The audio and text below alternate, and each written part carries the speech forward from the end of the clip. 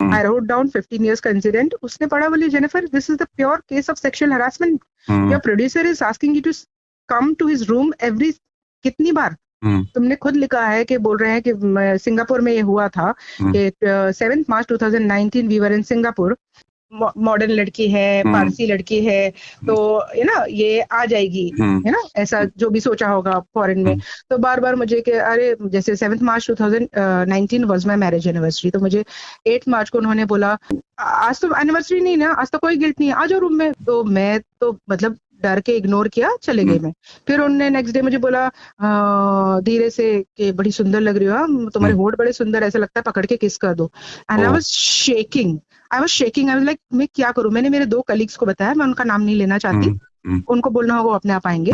तो उनमें से एक कलीग ने उनको बहुत चिल्लाया कि क्या उसको बार बार सता रहे हो, कुछ बोलती नहीं है तो ऐसा करते हो, ये वो ऐसे करके उसने चिल्लाया उनको। क्लोजअप छोड़ दो, मैं थोड़ी ना जेठालाल हूं कि आप मेरे क्लोजअप के बिना ऑडियंस को फर्क पड़ेगा, नहीं वो भी नहीं कर सकते। एवरीथिंग वो हुआ तो मेरा दिमाग गया कि क्या है यार, मैं क्यों है काम कर रही हूँ, अगर मैं 15 साल देने के बाद मेरी बच्ची को 2 घंटा नहीं दे सकती हूँ तो it's useless working here. I told my husband, I called him, he said कि जेनी आ जाओ, आ जाओ घर।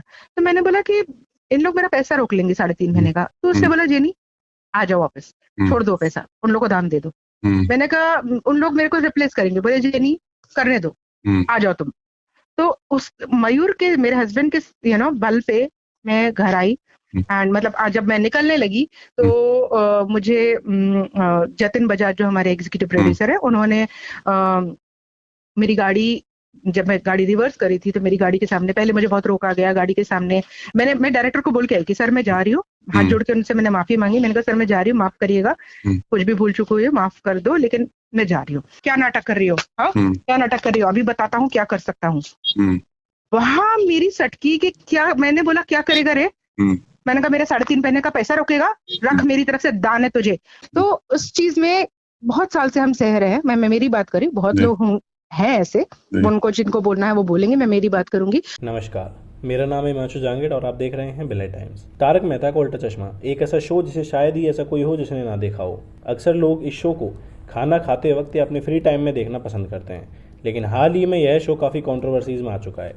आज हम आपको बताएंगे कि किन किन कंट्रोवर्सीज के बीच से गुजरकर यह शो अभी भी चल रहा है। सबसे पहले अगर इस शो की बात करें तो यह शो एक भारतीय हिंदी धारावाहिक है जो 28 जुलाई 2008 से सब टीवी पर बिना रुके लगातार चल रहा है। इसके प्रोड्यूसर आसित कुमार मोदी और नीला आसित मोदी हैं। इसमें कहानी कुछ इस प्रकार है कि मुंबई की गोकुलधाम सोसाइटी, जहां अलग अलग संस्कृति और परंपराओं के लोग एक दूसरे के साथ रहते हैं, जल्दी इस शो के 3800 एपिसोड पूरे होने वाले हैं। सबसे पहले अगर हम इस शो के हिट होने के कारण देखें तो इसका सबसे बड़ा कारण यह है कि यह शो बहुत ही वर्सेटाइल कॉमेडी पर बेस्ड है। यह शो लोगों को कनेक्ट कर पा रहा है क्योंकि इसमें तारक मेहता जैसा एक दोस्त है जो जेठालाल की मदद करता है, टप्पू और सोनू की होने वाली लव स्टोरी को बताया जाता है, भिड़े जैसा एक पड़ोसी है जो दूसरों के घर पर नजर रखता है, और बबीता जी जैसा कैरेक्टर है जो कि किसी न किसी की पसंद होती ही है। अगर हम कंट्रोवर्सी और डाउनफॉल की बात करें तो हम पिछले कुछ समय के एपिसोड्स के कमेंट सेक्शन की ओर देखेंगे, जिसमें मेजोरिटी कमेंट्स इस प्रकार हैं जिसमें पुराने एपिसोड और नए एपिसोड को कंपेराइज किया गया है। ज़्यादातर कमेंट इस तरह से देखे जा सकते हैं जैसे कि ओल्ड इज गोल्ड, पहले वाले एपिसोड्स ज़्यादा अच्छे थे, या फिर शो को काफ़ी लंबा खींचा जा रहा है। हाल ही में यह शो एक बहुत ही बड़ी कंट्रोवर्सी में आ चुका है। रोशन सिंह सोढ़ी की वाइफ का किरदार निभाने वाली जेनिफर मिस्त्री ने अपने यूट्यूब ब्लॉग के अंदर यह खुलासा किया है कि वह कास्टिंग काउच का शिकार हो चुके हैं। उन्होंने प्रोड्यूसर आसित मोदी और उनके साथ में 3 लोगों पर गंभीर आरोप लगाए हैं। उन्होंने कहा है कि आसित मोदी उन्हें सालों से हरेस कर रहे हैं, जिसे वह काम खोने के डर से बर्दाश्त कर रही थी।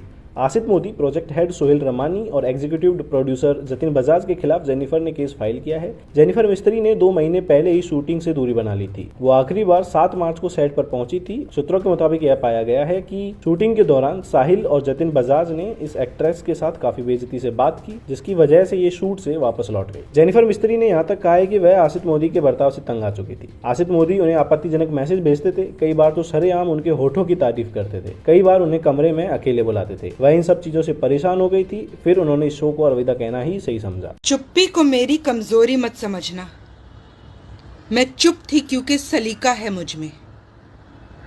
खुदा गवाह है कि सच क्या है, खुदा गवाह है कि सच क्या है। याद रख, उसके घर में कोई फर्क नहीं है तुझ में और मुझ में। इन सब आरोपों का जवाब देते हुए आसित मोदी ने कहा कि वह मुझे और शो को बदनाम करने की कोशिश कर रही है।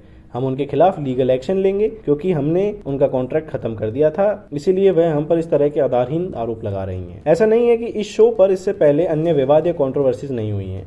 जेनिफर मिस्त्री से पहले शैलेश लोढ़ा उर्फ तारक मेहता इस शो को छोड़कर जा चुके हैं। शैलेश लोढ़ा ने यह शो 2022 में अप्रैल में छोड़ दिया था। उसके बाद 2023 में जनवरी में शो के मेकर्स के खिलाफ उन्होंने एक शिकायत दर्ज करवाई, जिसमें उन्होंने कहा कि वह आसित मोदी के साथ बैठकर जो कि सैलरी अब तक उनको नहीं दी गई है वह सैलरी मिल जाए, इस तरह से कुछ बातें डिस्कस करना चाहते हैं। उन्होंने सेक्शन 9 के तहत यह शिकायत नेशनल कंपनी लॉ ट्रिब्यूनल के पास दर्ज करवाई है। तारक मेहता का उल्टा चश्मा अभी कुछ समय से बहुत ही बुरे दौर से गुजर रहा है। बहुत सारे एक्टर्स इस शो को छोड़कर जा चुके हैं और कुछ लोग अभी जाने वाले हैं। सबसे पहले इस शो की लीड कास्ट दिशा वकानी यानी दया भाभी इस शो को छोड़कर चली गई थी, जिसका रीजन अभी तक सामने नहीं आया है, लेकिन कहा जा रहा है कि उन्होंने मैटरनिटी रीजंस की वजह से इस शो से दूरी बनाई थी। 2020 में नेहा मेहता ने अचानक से शो को छोड़ दिया था। शो छोड़ने के बाद उन्होंने कहा कुछ दिक्कतें थी, लेकिन मुझे लगता था कि कई बार खामोशी अपने आप में एक जवाब होती है।